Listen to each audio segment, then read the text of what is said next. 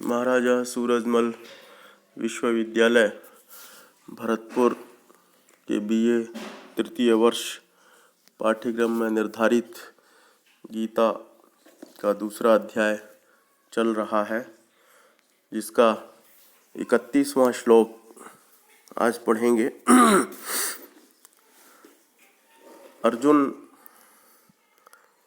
युद्ध से विरत हो गया है और श्री कृष्ण अर्जुन के युद्ध से विरत होने के कारण को जैसा उसने बताया है कि मेरे अपने प्रियजन हैं, पूजनीय हैं, संबंधी लोग हैं, भाई हैं, मेरे साथ युद्ध में सामने खड़े हैं, इनको मारकर मैं पृथ्वी का भी, स्वर्ग का भी, सारे संसार का भी सुख भोगना नहीं चाहता हूँ, ये मुझे मार दें तो भी, इत्यादि बातें कही हैं। श्री कृष्ण ने बड़ी बुद्धिमत्ता, आध्यात्मिकता और तार्किकता और सामाजिक प्रथा के अनुसार अर्जुन को समझाने की चेष्टा की है।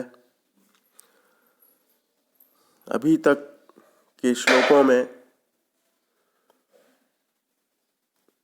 30 श्लोकों में आत्मा के विषयों में नित्यता, शाश्वतता, अमरता का विवेचन और वर्णन किया है।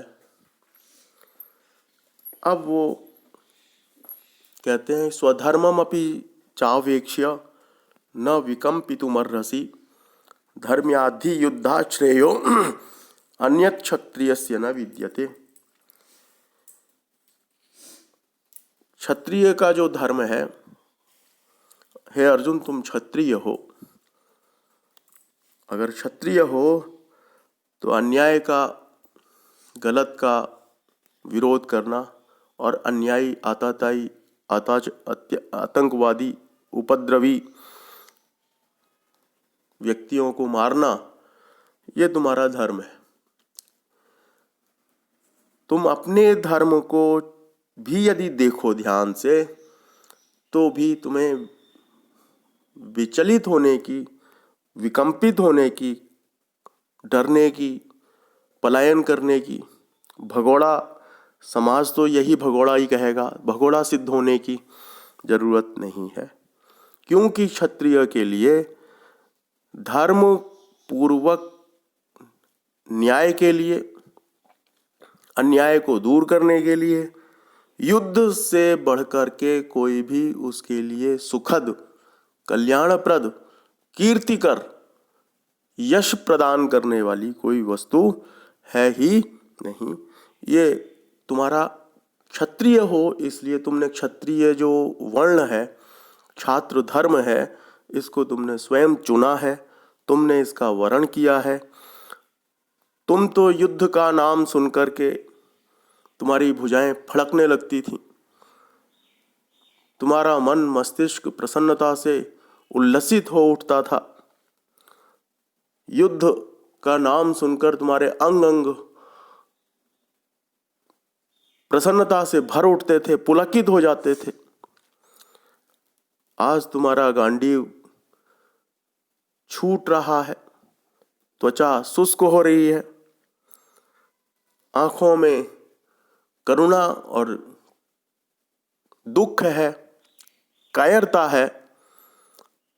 ये क्षत्रिय का धर्म नहीं है। अगर सामाजिक रीति रिवाज से भी देखें तो भी तुम्हें अपने क्षत्रिय धर्म का पालन करना चाहिए। इससे बढ़कर के कुछ भी क्षत्रिय के लिए नहीं है। युद्ध उसका स्वधर्म है, उसे देखकर भी तुझे किसी भी प्रकार कंपित नहीं होना चाहिए। स्वाभाविक धर्म से विचलित कैसे कोई हो सकता है? और यह युद्ध पृथ्वी पर विजय प्राप्त करने के लिए नहीं है, बल्कि धर्म का पालन और प्रजा का रक्षण करने के लिए हो रहा है। और वही तुम कर रहे हो। और क्षत्रियों को युद्ध इन्हीं दो कारणों से किया जाना चाहिए। ये इसलिए धर्म से ओतप्रोत युद्ध है। इसका जो आधार है वो परम धर्म है। अतः इस धर्ममय युद्ध के अतिरिक्त दूसरा कुछ भी क्षत्रिय के लिए कल्याण करने वाला, यश प्रदान करने वाला और उसकी प्रशंसा करने वाला दूसरा तत्व नहीं है। अब अगले श्लोक में कहते हैं, यदृच्छया चोपपन्नम स्वर्गद्वारम अपावृतम सुखिनः क्षत्रिया पार्थ लभन्ते युद्धमीदृशम। यदृच्छया चोपपन्न, हे अर्जुन, हे पार्थ, अपनी इच्छा से नहीं, दूसरे के द्वारा अनायास अनिच्छा से प्राप्त जो युद्ध है, उत्पन्न हो गया है, बिना मांगे जो मिल गया है, यह तो ऐसा है जैसे स्वर्ग के द्वार को खोलने वाला हो। सुखिना क्षत्रिय पार्थ, ऐसे बिना मांगे अन्याय को दूर करने के लिए अवसर आने पर क्षत्रिय लोग बड़े सुखी होते हैं, प्रसन्न होते हैं।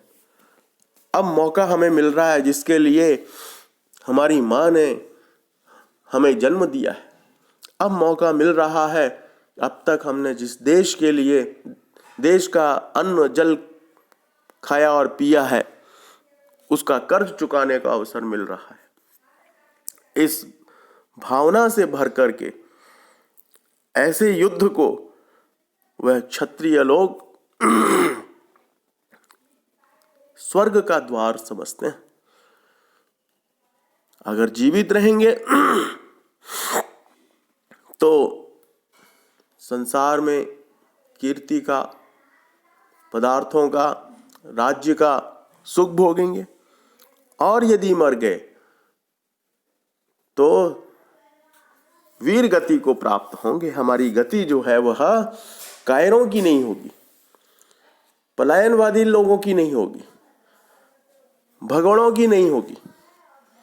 इसलिए इस प्रकार के युद्ध को बिना मांगे हुए अनिच्छा से दूसरे के द्वारा गलतियों को दूर करने के लिए, जबकि नियुक्त किए गए हैं, हम क्षत्रिय हैं,